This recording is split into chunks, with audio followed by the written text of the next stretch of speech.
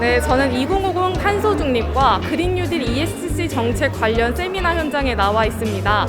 오늘은 내연기관의 배기가스 매연 저감 장치와 요소수 대체 물질 관련해서 알아볼 텐데요. 특히나 요소수 대란 관련해서 자세한 내용과 해결책에 대해 알아볼 수 있을 것으로 기대됩니다.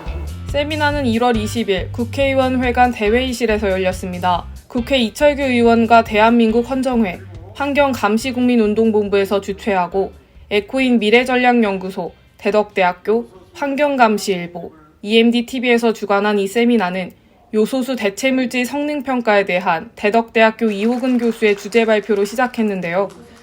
이 교수는 요소수 대란 사태가 일어난 배경과 함께 요소수 자체는 생산하기 쉽지만 요소수 생산 공장을 다시 세우는데 2에서 3년이 걸린다고 말하며 요소수 대체물질의 필요성을 설명했습니다. 이에 따라 요소수 대체물질 발명품에 관한 법과 규정이 완화되어야 한다고도 이야기했습니다.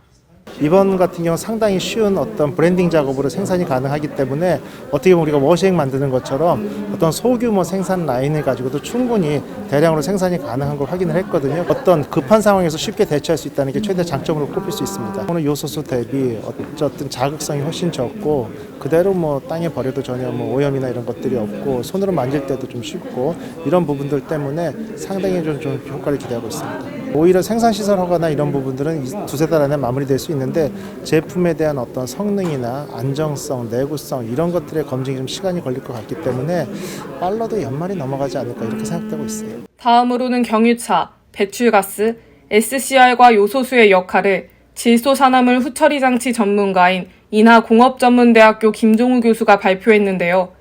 SCR은 배기가스 저감 장치 중 하나로 선택적 촉매 환원법을 의미합니다. 김 교수는 SCR과 요소수의 역할과 함께 배출가스 규제인 유로6를 설명했습니다.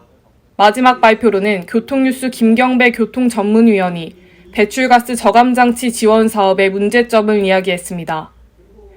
김 위원은 정부에서 최대 90%를 지원해주는 DPF 지원 사업을 설명하며 해외 사례들과 비교했습니다. 유럽 중 대도시는 현재 이러한 지원금 없이 행정처분에 의한 자발적 협조 유도 방식으로 집행하고 있다는 것입니다. 주제 발표가 끝난 후에는 토론 패널로 참석한 교통환경정책연구소 엄명도 소장이 환경당국의 실무 경험을 바탕으로 탄소 중립을 위한 법 개정의 필요성을 말했으며 자동차 전문가인 대덕대학교 한장현 교수는 자동차 산업 전체의 글로벌 공급망 위기 현황을 짚으면서 이번 요소수 사태도 급변하는 글로벌 공급망의 부조화 때문이라고 지적했습니다. 중부대학교의 이재훈 교수는 기후변화와 내연기관의 대응 방안을 이야기하면서 전기차가 빠르게 보급되고 있지만 내연기관은 계속 사용돼야 하기 때문에 내연기관의 고효율화가 필요하다고 말했습니다. 환경감시 국민운동본부 에코인 미래전략연구소의 박상호 소장은 에코인 미래전략연구소에서 요소수 대체물질인 에코인7을 개발했다고 말했습니다. 에코인7은 요소수와 비교했을 때 환경적으로나 경제적으로 경쟁력이 있기 때문에 요소수 대란에 대한 근본적인 해결책이 될 것이라고 설명했습니다. 기존의 요소수는 유레아라는 열과 만나면 암모니아로 바뀝니다. 암모니아를 전환해서 낙수와 만나서 수소로 전환하는 게 아니고 저희들의 화학식은 수소가 바로 들어가서 낙스를 제거하는 거죠. 지금 요소수는 기존에 180도라는 온도에서 반응을 하게 되어 있습니다. 시내에서 다는 차량은 엔진의 열이, 내연기관의 열이 그렇게 도달하지 못합니다. 가다서다 하기 때문에. 그런데 고속도로에서는 그거와 다르게 계속해서 달려주기 때문에 열이 발생됩니다. 그래서 암모니아가 제대로 발생을 시켜서 낙스를 제거할 수 있죠. 그런데 시내를 계속 다니는 차는 요소수를 쏘기 위해서 거기에 도징 밸브라는 것이 있는데 거기에 백화 현상으로 계속 하얀 가루처럼 쌓입니다.